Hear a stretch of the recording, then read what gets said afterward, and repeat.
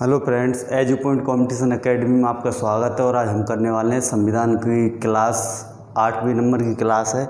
यानी कि 7 वीडियो में डाल चुका हूँ। उसमें पूरा जो 1600 से लेके अभी तक यानी 1876 से लेकर यानी 1600 से लेकर 1876 तक का पूरा जितना भी संविधान निर्माण में जितनी भी प्रोसेस हुई, ईस्ट इंडिया कंपनी ने जितना कुछ किया वो पूरा बता चुका हूँ। आज हमारी क्लास है अगली 8वें नंबर की। तो इसमें हम देखने वाले हैं शाही उपाधि अधिनियम 1876 और भारत परिषद अधिनियम 1892। तो इसको करते हैं हम शाही उपाधि अधिनियम 1876 को। तो इसमें मैं बताना चाहूँगा कि इसमें मेन चीज़ें 2 काम हुए थे कि केंद्रीय परिषद जो थी, यानी कि इस एक्ट से पहले जो एक्ट आया हुआ था उसमें जो परिषद थी उसकी सदस्य संख्या 4 से 5 की गई थी। लेकिन शाही उपाधि अधिनियम 1876 के माध्यम से केंद्रीय परिषद में 5 से 6 कर दी गई थी, यानी एक सदस्य और बढ़ा दिया गया था। जो सदस्य बढ़ाया गया था यानी जो 6वां सदस्य लिया गया था केंद्रीय परिषद में, वो था गवर्नर जनरल। यानी गवर्नर जनरल को ही परिषद में लिया गया था और उसको एक पोस्ट दी गई थी। यानी जो नया सदस्य लिया गया था उसको एक पोस्ट दे दी गई थी, लोक निर्माण विभाग। यानी लोक निर्माण विभाग पोस्ट दे दी गई। और इसमें इतना ही कुछ हुआ था कि हर बार हो क्या रहा है कि स्टार्टिंग से जो परिषद अधिनियम आते जाते हैं, जितने भी एक्ट आते गए उनमें जो केंद्रीय परिषद थी उसमें सदस्य संख्या बढ़ाते गए, क्योंकि काम बढ़ता जा रहा है इसलिए सदस्यों की ज़रूरत ज़्यादा बढ़ती गई, इसलिए सदस्य बढ़ाते चले गए। तो इस एक्ट के माध्यम से शाही उपाधि अधिनियम 1876 के माध्यम से इतना याद रखना है कि 5 से 6 की गई थी और 6वां जो सदस्य लिया गया था वो था गवर्नर जनरल और उसको एक लोक निर्माण विभाग की पोस्ट दी गई थी। तो क्वेश्चन बनता है कि लोक निर्माण विभाग की पोस्ट किस अधिनियम द्वारा सृजित की गई थी या दी गई थी। तो इसमें एक काम और हुआ था कि शाही उपाधि अधिनियम 1876 में कि 28 अप्रैल 1876 को जो ब्रिटेन की महारानी थी विक्टोरिया, ब्रिटेन की महारानी विक्टोरिया को भारत में केसरे हिंद की उपाधि दी गई थी। यानी ये बहुत ही इम्पोर्टेंट क्वेश्चन है इस अधिनियम का, और बहुत बार क्वेश्चन भी पूछा गया है एग्जाम में कि केसरे हिंद की उपाधि महारानी को कब दी गई और किस अधिनियम के द्वारा दी गई। और ब्रिटेन की महारानी को एक केसरे हिंद की उपाधि दी गई थी और भारत की सम्राज्ञी घोषित किया गया था। यानी 2 काम हुए थे इस एक्ट के माध्यम से जो बहुत इंपॉर्टेंट है और एग्जाम में भी बहुत ज़्यादा पूछे जाते हैं। तो आप लोगों को ये 2 चीज़ें याद रखना है कि केसरे हिंद की उपाधि कब दी गई और भारत की सम्राज्ञी कब घोषित किया गया था। छोटा सा ही एक्ट था ये वाला। अगला एक्ट देखते हैं हम, भारत परिषद अधिनियम 1892। तो इसको पढ़ने से पहले मैं आपको 2-3 चीज़ बता दूं कि ये एक्ट एक्चुअली आया किस लिए था। तो हमने देखा कि जैसे भारत में बहुत सारी क्रांतियाँ चलने लगी थी। जैसे सबसे बड़ी क्रांति थी 1857 की क्रांति। 1857 की क्रांति हुई, उसके जस्ट क्या थोड़ा टाइम लेके कांग्रेस की स्थापना की गई थी 1885 में। और इलवर्ट बिल विवाद, इन 3 कारणों के वजह से भारत परिषद अधिनियम 1892 अंग्रेज़ों को लाना पड़ी थी। क्यों? क्योंकि इन तीनों में क्या हो रहा था कि 1857 की क्रांति में जो भारतीय क्रांतिकारी थे उन्होंने भारत को आज़ाद करने के लिए अंग्रेज़ों के साथ लड़ाई करना चालू कर दिया था। और कांग्रेस की स्थापना हुई तो कांग्रेस से भी क्या हुआ था कि अंग्रेज़ों को बहुत सारा नुकसान हो रहा था।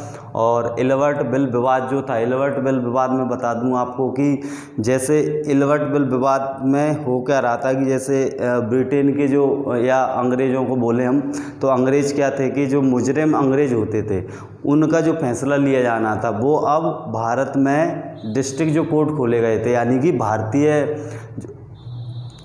वकील, भारतीय जज जो होंगे वो फैसला किसका सुनाएंगे? अंग्रेज़ों का। यानी अंग्रेज़ जितने भी मुजरिम होंगे उनका फैसला भारत में ही होगा, ना कि ब्रिटेन में, और भारतीयों द्वारा ही इनका फैसला लिया जाएगा। इस कारण से ये इलवर्ट बिल विवाद आया था, क्योंकि अब हो क्या रहा था कि भारत में भारतीयों के लिए बहुत सारी चीज़ें होने लगी थी। यानी एक तो देखना जो जिला अदालतें खोली गई थी, जिला अदालतों में भारतीयों को लिया गया था, यानी जज के जो पोस्ट थी उस पर लिया गया था। तो जब भी अब अंग्रेज़ों का फैसला होता था तो उनके खिलाफ भी होता था, उनके पक्ष में भी होता था। लेकिन जब अंग्रेज़ों का जो फैसला पहले ब्रिटेन में या उनकी कोर्ट में होता था तो अंग्रेज़ों के हमेशा पक्ष में रहता था। इसलिए अंग्रेज़ अब क्या करने लगे थे कि इससे परेशान होने लगे थे, इन सारी चीज़ों से बहुत सारा विवाद उत्पन्न होने लगा था इन चीज़ों से। भारतीयों के लिए ही ये चीज़ थी।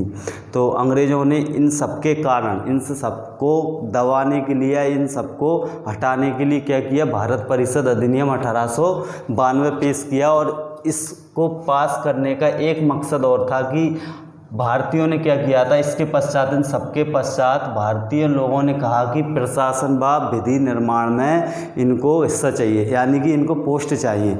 अब ये क्या करने लगे थे, भारतीय लोग की जो भी काम होते थे भारत में अंग्रेज़ों द्वारा उसमें हिस्सेदारी मांगने लगे थे, यानी कि उसमें सम्मिलित होने की बात कही जाने लगी थी। तो अंग्रेज़ों से इस एक्ट को पारित करने से पहले भारतीयों ने कहा कि प्रशासन व विधि निर्माण में हमको भागीदारी चाहिए। तो इन सारी चीज़ों के कारण ही भारत परिषद अधिनियम 1892 लाया गया।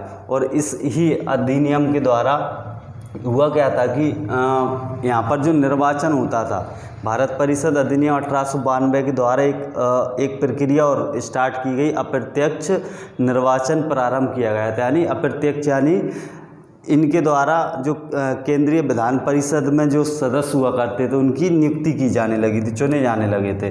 तो इसी एक्ट के माध्यम से जो केंद्रीय विधान परिषद थी इसमें अधिकतम, इसमें और क्या था कि जो केंद्रीय विधान परिषद थी उसमें सदस्य जो संख्या थी पहले कम थी, लेकिन इस अधिनियम के माध्यम से सदस्य संख्या अधिकतम कितनी कर दी गई, 16 और कम से कम 10। और जो 16 और 10 जितने भी होंगे, यानी 10 सदस्य लें या 11, 12, 13 जितने भी, यानी हाईएस्ट कितने लेना है, 16। और 16 सदस्यों में से 60% तो सरकारी होंगे और 40% असरकारी सदस्य लिए जाएंगे। ये बहुत ही बड़ा काम किया गया था इसके द्वारा।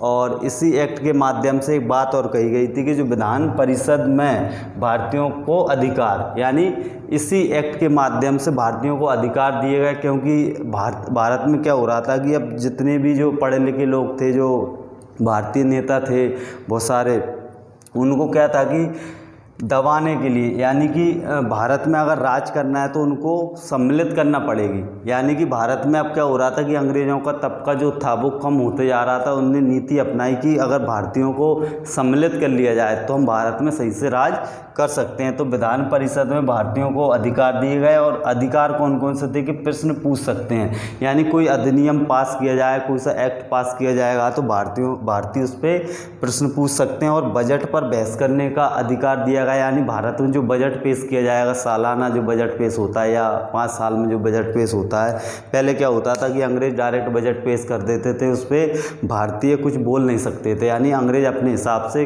कहाँ पैसा लगाना है, क्या करना है, वो सारी चीज़ अंग्रेज़ तय करते थे। लेकिन इस अधिनियम के माध्यम से बजट पर बहस करने का अधिकार किसको दे दिया गया है, भारतीयों को। लेकिन हुआ क्या कि ये बजट पे बहस तो कर सकते हैं लेकिन बजट में चेंजेस नहीं करवा सकते, यानी कि लेकिन वोट देने का अधिकार नहीं था। यानी कि अगर कोई बजट पेश किया जाएगा तो जैसे 10 लोग बैठे हुए हैं मीटिंग में, तो वो 10 लोग हाथ उठा के बताते हैं कि चलो ठीक है ये एक्ट पारित कर सकते हो। तो अगर उसमें भारतीय बैठे होंगे तो भारतीय नहीं बोल सकते कि आप इस पर कुछ चेंज कर सकते हो या आप इसको ना पास करें या कुछ भी जो भी चेंजेस करवाना है, भारतीयों को अभी भी है अधिकार नहीं था। तो इसमें हम बोल सकते हैं कि लेकिन वोट देने का अधिकार नहीं था। तो 2 अधिकार इनको मिल चुके थे। प्रश्न पूछ सकते हैं कि आप ये जो पैसा है, भारतीय पैसा है, कहाँ पे लगा रहे हो, आप किस तरीके का एक्ट पारित कर रहे हो, कैसा क्या हो रहा है, तो वो पूछ सकते हैं और बजट पे बहस कर सकते हैं, लेकिन वोट देने का अधिकार नहीं था। और इसी एक्ट के माध्यम से हो क्या रहा था कि जो अलग अलग जो प्रेसिडेंसियाँ थी, जैसे कि ये वैसे एक तो हो चुकी थी लेकिन इनको पुनः अधिकार दिया गया था। और इसमें क्या था कि बम्बई, मद्रास और बंगाल की जो विधान परिषद थी उसमें अलग से ये जो सदस्य थे, विधान परिषद में जो सदस्य लिए जाते थे उसकी सीमा रख दी गई कि कम से कम रह सकते हैं कितने, 8 और अधिक से अधिक 20। यानी जो स्पेशल जो प्रेसिडेंसियाँ थी उसमें सदस्य संख्या ज़्यादा ली गई क्योंकि क्षेत्र बड़े थे। और जो उत्तर पश्चिम सीमा प्रांत में विधान परिषद थी उसकी सदस्य संख्या डिफाइन कर दी गई, 15 सदस्य संख्या हो सकती है। तो इतना सारा ये भारत परिषद अधिनियम में लिया गया था। और आगे भी जो अपना अगला एक्ट आने वाला है 1909 का अधिनियम, तो उसमें बहुत सारी चीज़ें होंगी, क्योंकि जो एक्ट पारित किए जा रहा है उसमें थोड़ी खामियां निकल के आती हैं और उनको पूरा करने के लिए नया एक्ट लाया जाता है। तो जैसे हमने पढ़ा कि 1600 से लेके हर टाइम पे अलग अलग टाइम पे जो एक्ट पारित किए गए, हर एक एक्ट में कमी होने के कारण कमी होती गई और उसको सही करने के लिए अगला एक्ट पारित किया गया और अगला करते करते बहुत सारे एक्ट पारित होते चले गए और लास्ट में आके क्या होगा कि जैसे अब 1892 के बाद 1909 आएगा, 1919 आएगा, ऐसे 1935 आएगा और धीरे धीरे क्या होगा, भारतीयों को अधिकार मिलते जाएंगे और एक टाइम आएगा कि भारत आज़ाद हो जाएगा। तो हम इसके बाद अगला एक्ट पढ़ेंगे। आज के लिए इतना ही। Thank you. पूरा वीडियो ध्यान से देखें, क्योंकि होता क्या है कि आप लोग बीच में वीडियो देखेंगे या 5 बार देखोगे, 6वां देखोगे तो कुछ समझ में नहीं आने वाला। तो स्टार्टिंग से पहला वीडियो से लेके जो जितने भी वीडियो में डालते जा रहा हूँ सीरीज़ पूरी लाइन से देखें, तो आपका जो संविधान का पोर्शन है वो क्लियर हो जाएगा और अच्छे से आप समझ पाओगे। तो हम अगली क्लास में पढ़ेंगे 1909 का अधिनियम। आज के लिए इतना ही। थैंक यू, धन्यवाद।